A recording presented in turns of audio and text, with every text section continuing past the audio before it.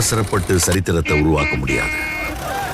அதே மாதிரி சரித்திரத்தை பிளான் பண்ணி ப்ளூ பிரிண்ட் போட்டு எழுதவும் முடியாது.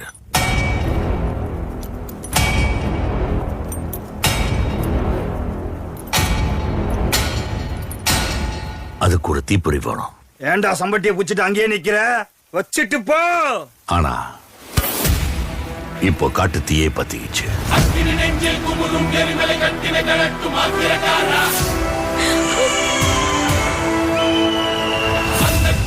அடிமுடி நேரில் அடலை திரட்டும் தைரியக்காரா.